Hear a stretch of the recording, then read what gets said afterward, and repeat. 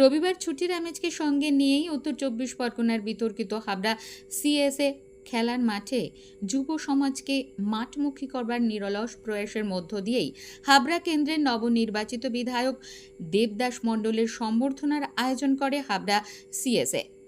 মাঠে এসে ছোটবেলার কথা মনে পড়েছে বলেই জানালেন বিধায়কের মন্তব্যে উঠে এলো বিশিষ্ট ক্রীড়াবিদ শুভঙ্কর ঘোষের নাম।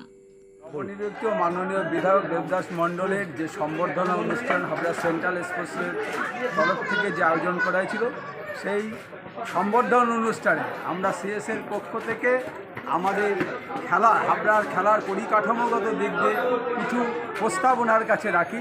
তার মূলত 3টি বিষয় ছিল, যেটা আইএফএ আমাদের মাঠ পরিদর্শন করতে এসে আমাদের খেলার যে পারমিশন সেটা দিতে পারেনি। এই 3টে কারণে, সেই 3টে কারণ হলো আমাদের ড্রেসিং রুম নেই, আমাদের স্যানিটারি সিস্টেম ঠিক নেই এবং আমাদের পানীয় জলের ব্যবস্থা নেই।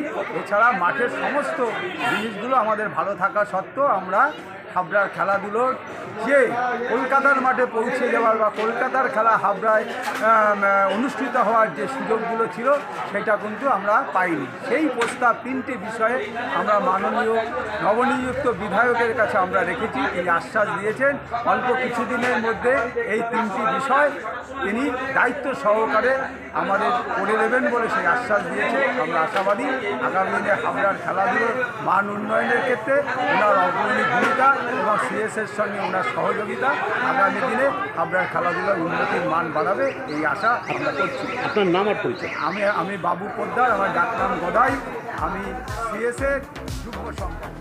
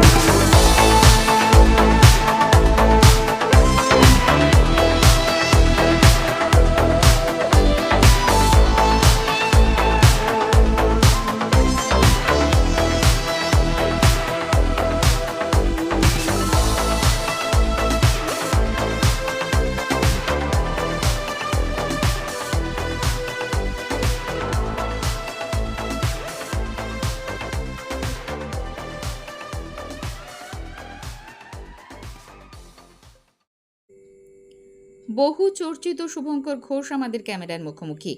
কি বলছেন তিনি, শোনাব।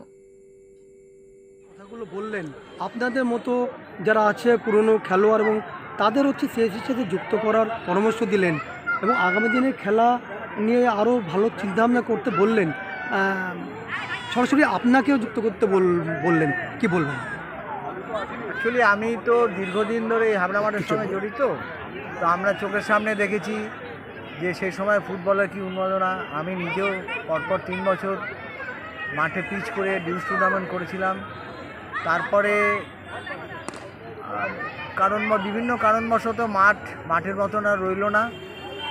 যে মাঠ 365 দিন একটা ক্যাম্প দখল করে রাখে ফুটবলের জন্য, একটা বসার জায়গা দখল করে রাখে, সেই মাঠের যা হওয়ার তাই হয়েছে। আজকে এতগুলো ক্লাব যারা এই ক্লাবের সঙ্গে এই সিএসের সঙ্গে যুক্ত ছিল তারা সবাই সরে গেছে। মাঠে ফুটবল খেলা নেই, ক্রিকেট খেলা দীর্ঘদিন নেই।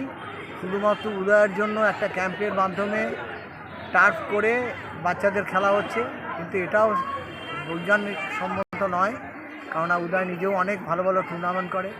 আমি দীর্ঘদিন প্রায় 6 বছর অশোকনগরে সেন্ট্রাল স্পোর্টস অশোকনগরে এসের ক্রিকেট সেক্রেটারি ছিলাম এবং ওখানে আমি যখন দায়িত্ব নিই তখন 5টা ক্লাব ছিল।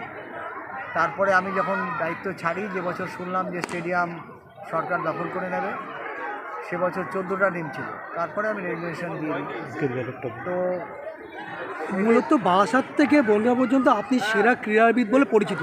সেই আপনি সিএসএতে এতদিন ধরে নেই, কেন নেই সেই আক্ষেপ থেকে আজকে বিধায়ক যুক্ত হতে বললেন, এই বিষয়ে কি বলবেন? আমি সবসময় বিভিন্ন সময় বিভিন্ন প্ল্যাটফর্মে আমি বলেছিলাম যে খেলার এখানে যে ক্রিকেট খেলা হয় না তা নিয়ে আমার আক্ষেপ ছিল। বিভিন্ন অনুষ্ঠানে আমি বলি যে আমার বাড়ি হাবড়ায়, আমি অশোকনগরে গিয়ে মানে খেলাধুলা করি বা খেলাধুলা সংগঠন করি। তো সেক্ষেত্রে আজকে এখানে বিধায়ক আমার নাম বললেন, আমি গর্বিত, আনন্দিত।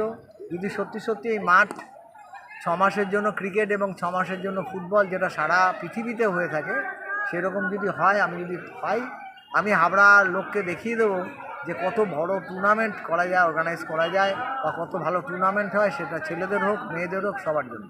আপনার নাম? আমার নাম তবে কি শুভঙ্কর। বিধায়কের হাত ধরেই অ্যাসোসিয়েশনে ফিরতে চলেছেন ক্রীড়াবিদ? এখন সেটাই দেখার। ক্যামেরায় খোকন কুণ্ডুর সাথে পাপ্পুর রিপোর্ট, প্রয়াস নিউজ।